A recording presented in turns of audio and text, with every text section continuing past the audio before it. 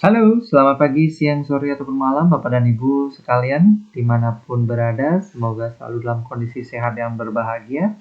Ketemu lagi dengan saya Hadi, dan video kali ini kita akan membahas instrumen yang kita pakai untuk menggali bukti tidak langsung, atau bukti-bukti yang sudah dimiliki asesi yang akan ditunjukkan kepada asesor, seperti dokumen, pengalaman kerja, bukti kinerja, dan sebagainya.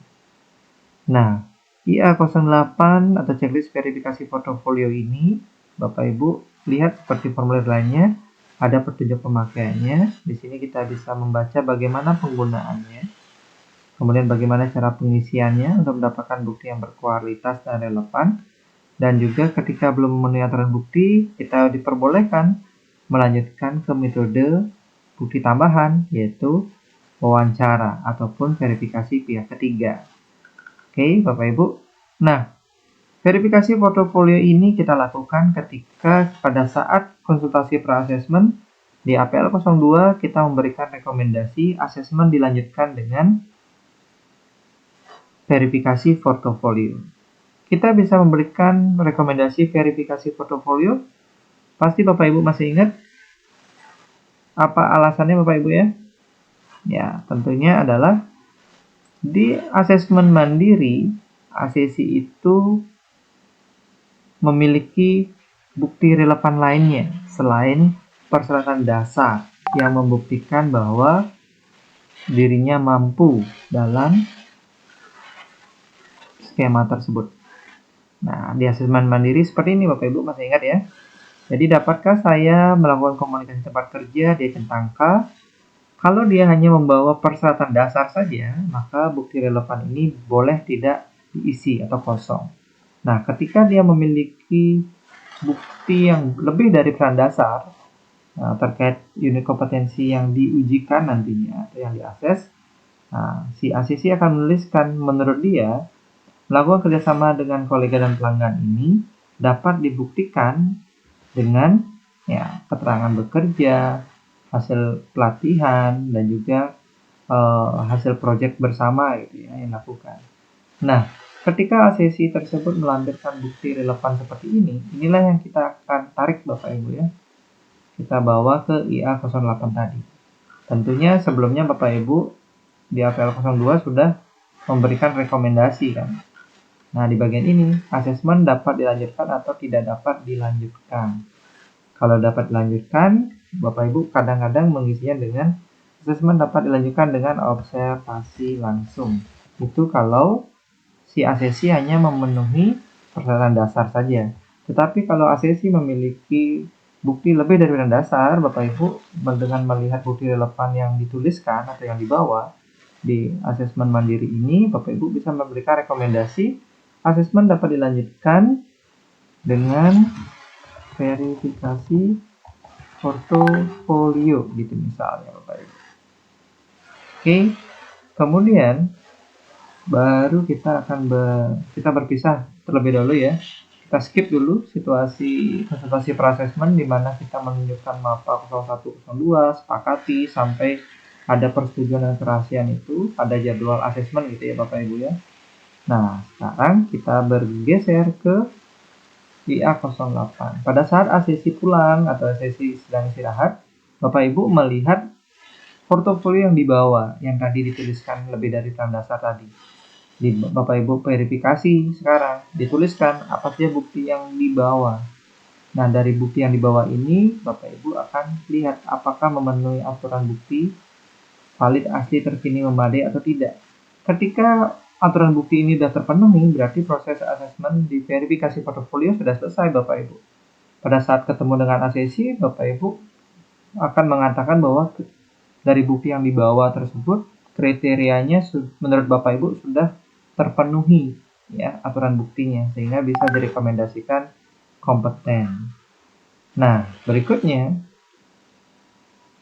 karena disediakan bukti tambahan Bapak Ibu ya, Bapak Ibu bisa meyakinkan lagi sebelum memberikan rekomendasi kompeten dari tahap verifikasi portofolio ini melalui pertanyaan wawancara atau verifikasi pihak ketiga. Dari 6 portofolio yang dibawa ini, misalnya Bapak Ibu ada yang diragukan, seperti di layar ini ada yang tercentang tidak gitu ya.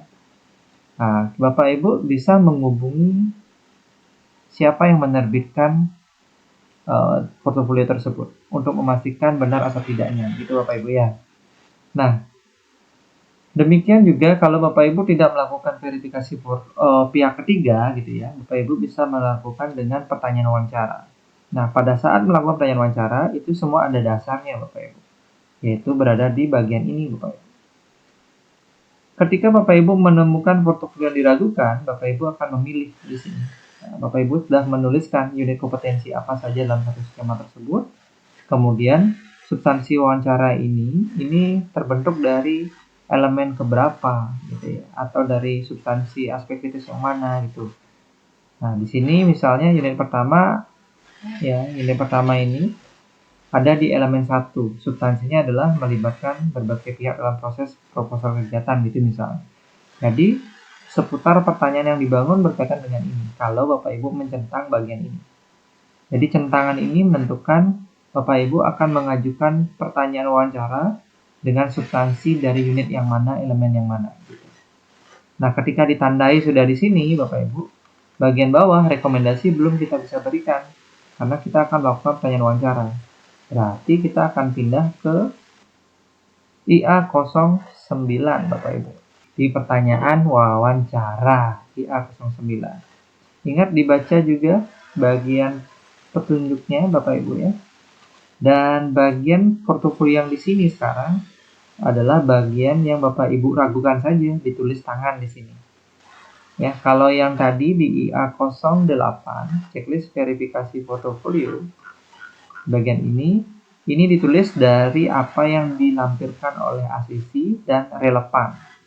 Ketika Bapak Ibu menemukan bagian yang diragukan, Bapak Ibu yang diragukan itu akan diarahkan untuk digali dalam wawancara atau verifikasi pihak ketiga gitu ya. Ya, dan bergerak ke pertanyaan wawancara. Yang diragukan ditulis di sini Bapak Ibu. Sehingga nanti di bagian bawahnya Bapak Ibu akan mengajukan pertanyaan berdasarkan substansi wawancara. Di sini, yang warna merah ini tulis tangan biasanya Bapak Ibu. Nah, substansinya lihat di mana? Kita kembali lagi checklist verifikasi portofolio di bagian ini Bapak Ibu. Nah, Bapak Ibu membuat substansi wawancaranya.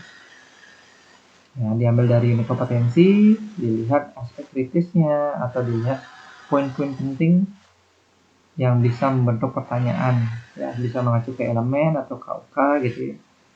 Kemudian kalau sudah ditentukan mana yang akan dilakukan pendalaman melalui pertanyaan wawancara, substansinya sudah kelihatan, Bapak Ibu mulai membuat pertanyaan-pertanyaan yang terkait. Pertanyaan-pertanyaan ini akan mendapatkan jawaban dari asesi. Bapak Ibu menulis lagi sebagai asesor jawaban asesinya seperti apa kesimpulannya, sehingga bisa diisi pencapaiannya iya atau tidak. Betul Bapak Ibu. Begitu semuanya sudah cukup rasanya, asesor bertanya, Bapak Ibu kembali ke IA08 dan memberikan rekomendasi di sini. Apakah kompeten atau belum kompeten.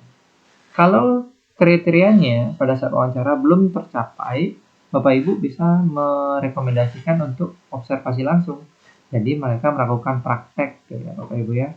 Praktek atau kegiatan terstruktur itu tergantung dari level dari skemanya. Ya, Bapak Ibu sudah tahu itu ya, mungkin semoga masih ingat. Kurang lebih seperti itu Bapak Ibu penggunaan dari checklist verifikasi portofolio yang dikombinasikan dengan IA09 atau pertanyaan wawancara maupun verifikasi pihak ketiga. Demikian Bapak Ibu, semoga bermanfaat untuk diskusi kita. Jika ada hal-hal yang perlu didiskusikan boleh di kolom komentar ataupun pada saat nanti kita ketemu. Terima kasih atas perhatiannya. Sampai jumpa. Salam sehat dan salam kompeten. Bye-bye.